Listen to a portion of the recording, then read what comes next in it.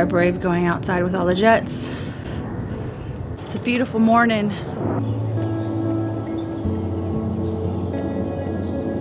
Gorgeous morning. I'm a little stuffy. Allergies have been crazy. Planted my tomatoes. My cucumber found the trellis. I'm really sad because this is the only tomatillo that did well. You're supposed to have 2 tomatillos, and this one the squirrels dug up. So I don't get any tomatillos this year. Super sad. Oh, here's the jets.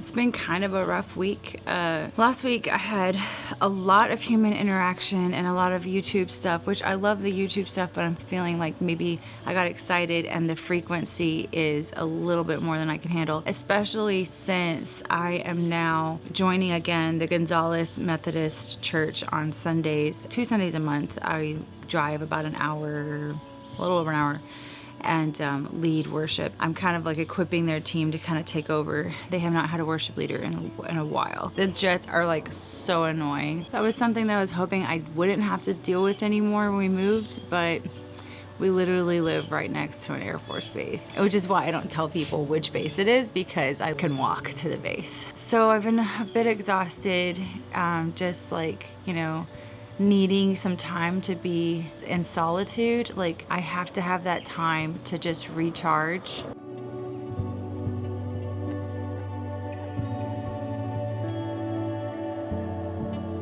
All of those woods back there, I used to very diligently would walk every morning, and there's a path on this and you can go back into the woods, and I would walk 2, sometimes 3 miles, and I'd have the best times just alone and being able to think. It's almost was kind of like a journaling for me, just to make that space.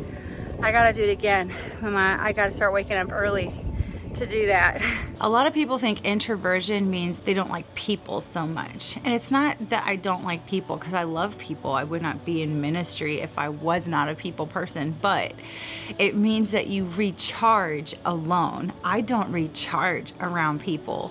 I recharge by myself. So when I'm around a lot of people every day, day in and day out, then I poop out. Like, I need a few days. Like, if it's been over and over and over, like every single day in a row, then I need a good week. I know it seems weird, and I've asked, like, am I damaged? Am I broken? Is this something I need to fix? And it's like, I've tried. No, I need solitude. And I have had to realize that I'm not broken. This is ridiculous. I'm coming in the house because, well, look at that.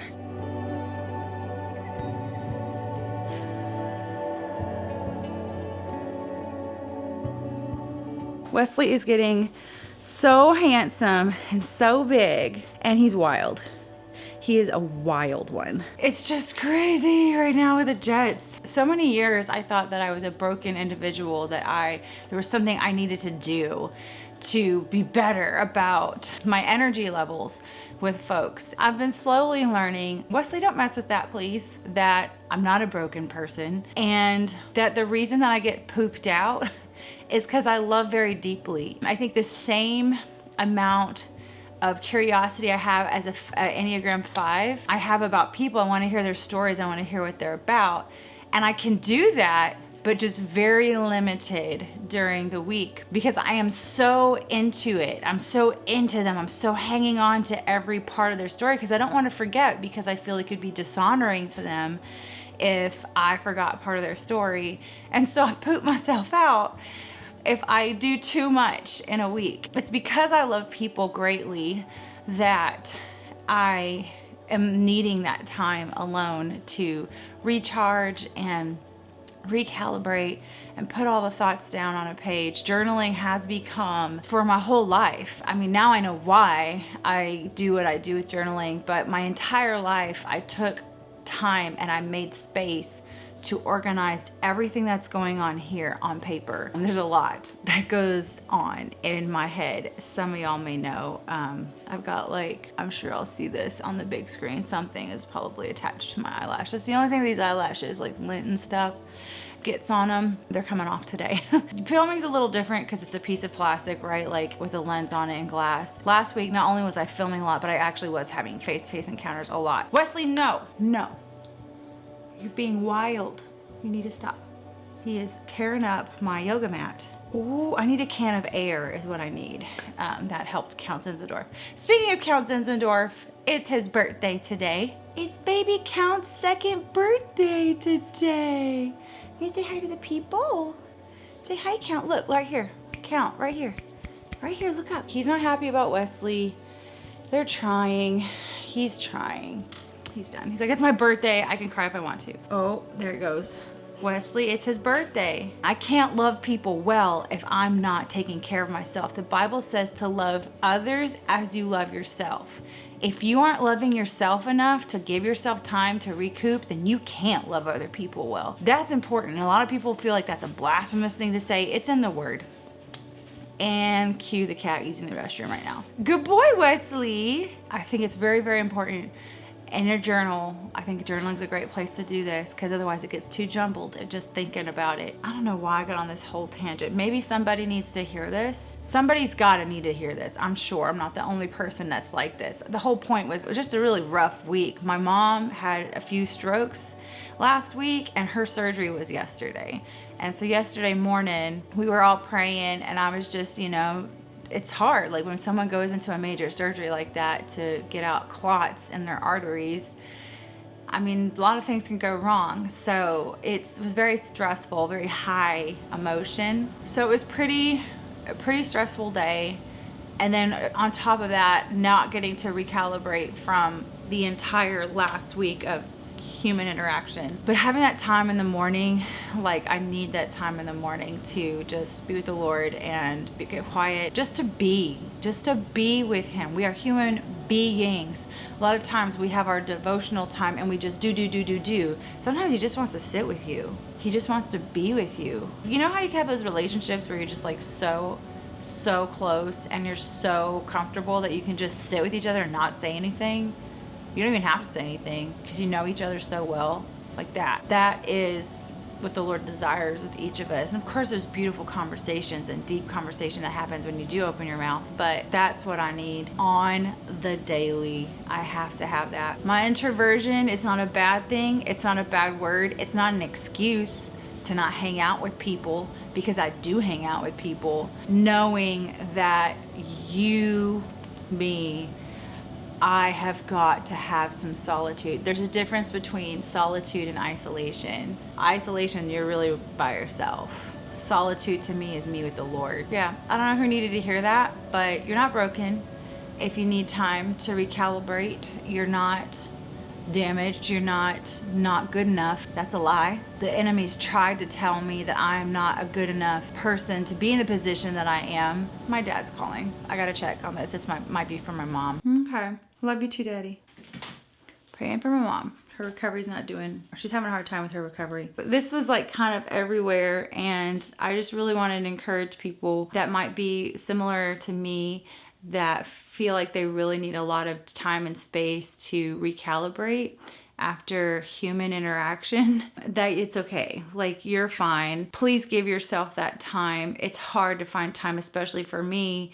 I'm choosing to do like YouTube and stuff, and I'm in ministry. And that, to me, the big one is the ministry. I could do YouTube no problem because, again, it's a piece of glass. I don't have to see how you respond to this. You know what I mean?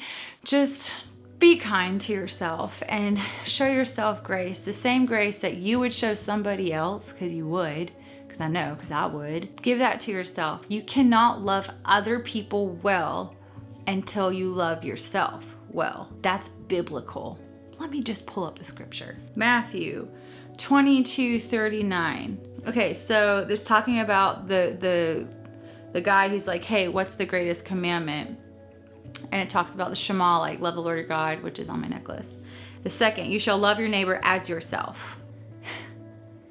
Love your neighbor as yourself. If you don't love yourself, you can't love your neighbor. Let's read it in the Passion, because I love that. I just love looking up just for curiosity. I don't have a Passion Bible. You must love your friend in the same way you love yourself.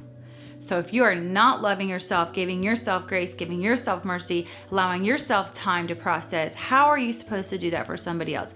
And you know it too. Y'all know, because I'm the same way, where I'll quickly make a judgment about something because I haven't dealt with it for myself. There's another gal, oh my gosh. I'm going to like link this. I'm gonna watch it first and then make sure I agree with the theology, but Abby Stumvoll, and this is her whole ministry, her whole thing is learning to like find, like love you so that you can love others. In her like about me or whatever, when she was 12 years old, she prayed, if you can teach me how to love myself, I will change the world.